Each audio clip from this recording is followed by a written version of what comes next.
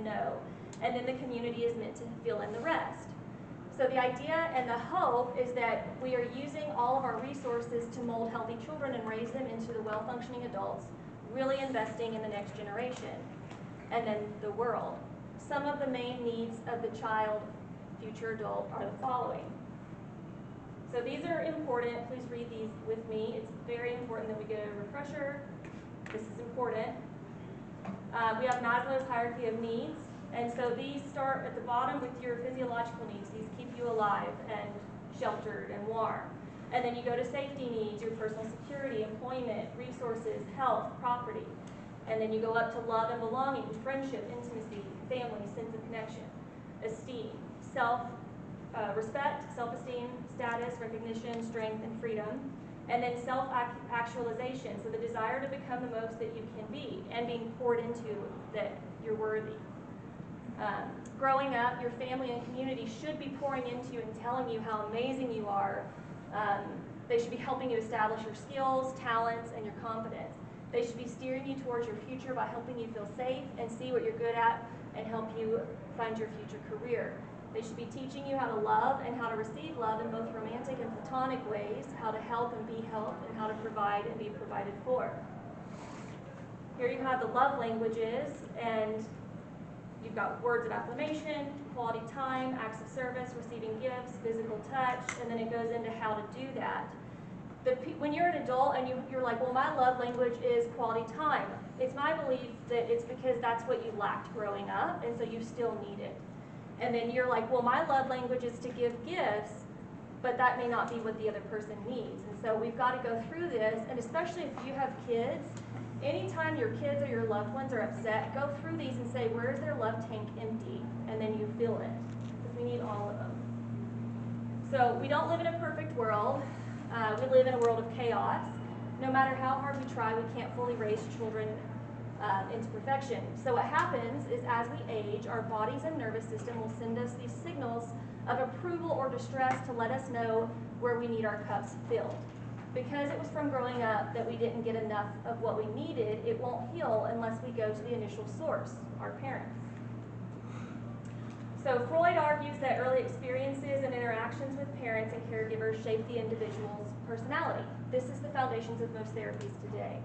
What I have also found while listening to the body in my practice is that the triggers and tension, while being triggered from later years and current situations, are simply a recycle of the initial wound, and that by asking a series of questions to the client, we can trace it back to the childhood wound or the void that still needs to be healed. As a body worker and energy worker, these initial traumas, memories, and triggers can cross over in a session, and I can see and feel what the clients went through. I can tell them why they went through it, and I can tell them what to do to move forward. It just crosses over. Every ache, pain, trigger, knot, wound, and disease is rooted from an emotional stress or trauma that hasn't yet been healed or addressed fully, and it's sending a signal of pain and distress to the brain, crying out for healing and help, because that's what pain does. So the healing process can be long and painful because you have to unravel and make right years of hurts with people that may or may not be open to helping work through it. Because of this, Western medicine has come up with pills to numb the pain signal and help people cope with the distress, leaving us numb to both the good and the bad and unable to move forward, therefore cycling the same traumas into further generations as it affects our genetics and our families and friendships. So if we don't heal it, we're going to see our kids go through it and our grandkids go through it. And I have certain situations with clients where I will be reading something and I'll say, if we don't work through this, it's going to happen again. And the next week they come in and they're like, well, it happened to my kid. It's a cycle. And unless we heal it with us, it won't heal. But if we heal it with us, you're healing multiple generations. Epigenetics discusses how trauma, pain, suffering, and toxic behavior patterns will continue down the bloodline until someone says it ends with me and puts in the hard work to address it and heal it. The following charts are examples of how pain and trauma stored in the body. So these are just some charts I found online. You can take a picture and zoom in later. It's a lot.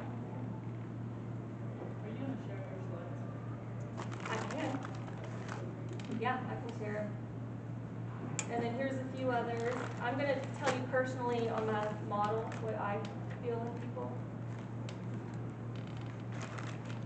So I can't say if these are what I sense, that they're just examples. So these emotions and voids and triggers stuck in the body will manifest many different ways. Tension, knots, pain, inflammation, autoimmune, injuries, disease, even outwardly to get your attention in a wreck or divorce. The longer left untreated, the louder it screams. And this is why we're always like, when it rains, it pours, it comes in threes. And it's designed to keep cycling like this so that we say, why does this keep happening? Because it will get our attention. I think I'm about to show you what I see. Okay, so I'm going to show you on my anatomy model how I see and feel all of this with clients.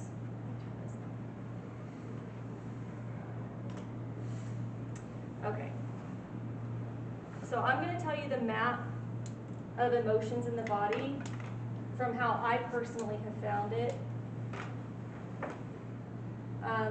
So I put some clay on the back because it feels like you're molding with modeling clay when you're massaging the muscles. You're smoothing out the tension. Every time I'm doing this, I feel like I'm like in art class, just smoothing it out. So, you know, they say we were made from the earth. It feels like that. So, anytime you feel like what do you call this? Like it's concave in the muscles or in the tissue, that is a void. And so this area down here, right on the lower part where the hips are, that's going to be mom and dad. I feel this so often because a lot of times when you're kids, both your parents have to work. And so when you're feeling this, it's because you still need more of your parents in your life to feel that cut from childhood.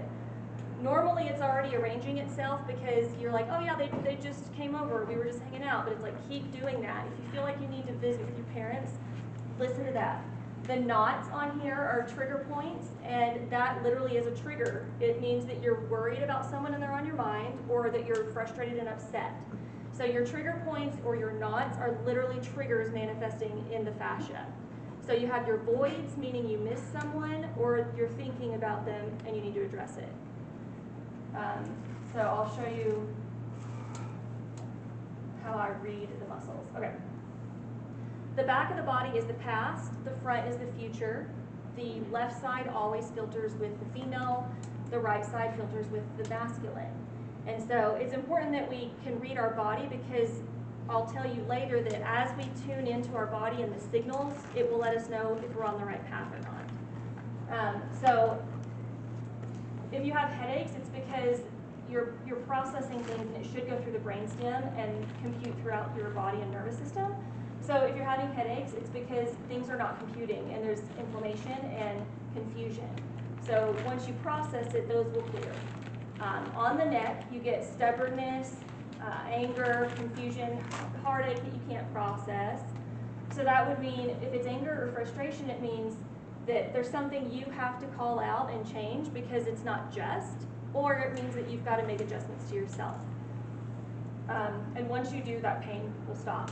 So as you go down, so these rhomboids here, that's where you hold all your thoughts. So when they say just put it behind you, it gets stuck right there. So if you have a lot of knots in the rhomboids, it's because you're avoiding working on things. Again, if it's on the female side, it's thoughts about females. Masculine would be thoughts about males. The scapula, What if you have like disc or bone that's deteriorating? I have to read it. I don't have anything off the top of my head on that. So I'd have to read what all else was causing, because you're out of alignment, right? And Right. so I'd have to read that. Okay. And then under the scapula, those are pockets where we hide deeper things that we just really don't want to deal with. So if you've got an ache under that scapula, it's because it's buried.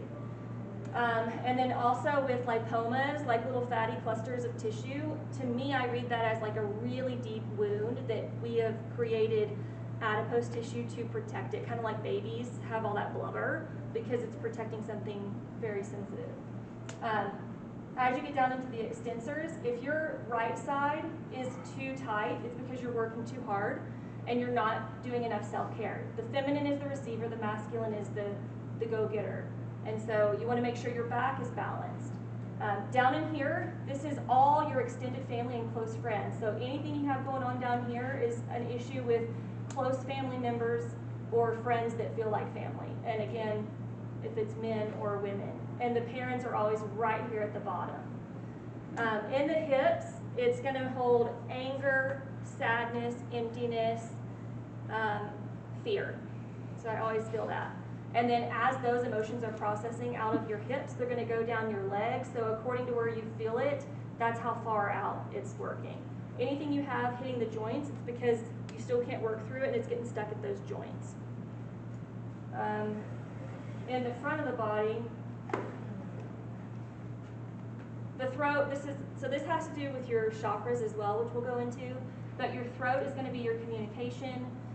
So anything you have going on in that throat is, are you communicating or are you listening? And then you have heartache. On the breast, the right breast, always about the dad, the left breast is about the mom. Anything in the abdomen is going to be fear related, and then you have your organs. I guess I can go into those now. So over here you have liver, gallbladder, that's anger and resentment. And then if they're weak, it's because you don't have enough energy, you don't have enough fire to go after what you want, you're being too apathetic. Spleen is worry. Your kidneys are going to be fear, so anxiety and fear will hit those. Digestion is going to be fear, like you don't feel like you're strong or powerful enough, or you're not digesting what's happening because of trauma. And then as it goes down the legs, if your quads are too hard, it means you're trying to force things, and so you want those to be relaxed. If they're too relaxed, it means that you feel despair about the future. And then as it goes down, right here in the shins, that's going to be people that you're upset with, that's frustrating you. If your feet hurt, it's because you need to get off your feet. You're doing too much, or you can't go forward until you work on something. Like your body is telling you things, we just aren't taught to hear it. The arms and legs are about letting go or taking action. Stepping forward, like is it time, or do I need to sit and wait and trust? So that's kind of the main ideas with the muscles. And then with the organs, the lungs are grief. The pancreas under there is going to be life has lost its joy. That's one of the first things to mess up. It can even make your teeth go bad because you're not producing enough nutrients to the teeth. So the pancreas is going to say life has lost its joy, so you're going to start craving sweets and things that make you feel good. So you need to start laughing and address where you're grieving. I think that's most of the organs. Before I move on from that, does anyone have any questions? Does it kind of make sense? Okay. So the reason I need to tell you this is because we're taught, oh, I have a cut, I need